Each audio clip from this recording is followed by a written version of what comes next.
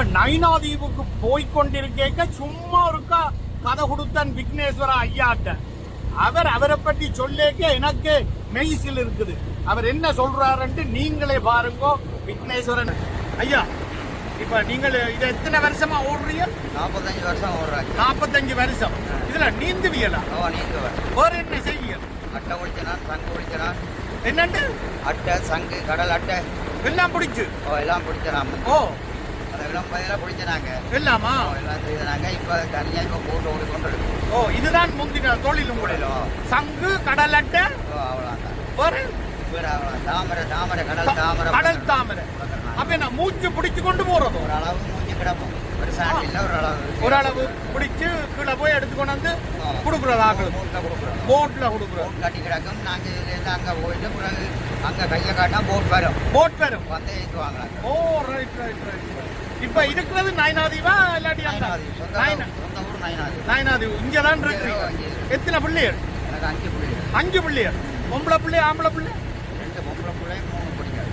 2 பொம்பளை பிள்ளை, 3 படிக்காது. எல்லாம் மறையிடும். எல்லாம் கல்யாணம். ஆட்டி சாக்கு. அப்ப எத்தனை பேர பிள்ளைகள்? 6 பேர பிள்ளைகள். சரி. பிள்ளைகள் இதே தொழில் செய்யணுமா? செய்து கொண்டிருக்கணும். நல்ல நல்ல சந்தோஷம் ஐயா உங்களை கண்டது. அது நைனாதீவில் கண்டதுல சரியான சந்தோஷம். மீண்டும் நாங்க அடுத்த வருஷம் வருவோம். அப்போ உங்களோட பிரியாணிப்போம். சரி, சந்தோஷம்.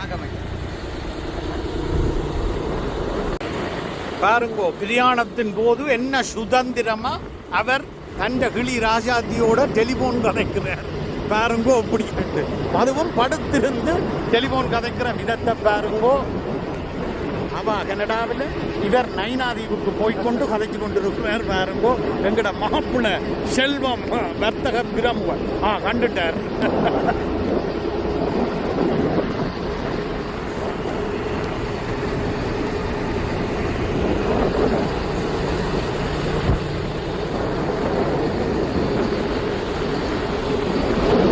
நைனாதீவு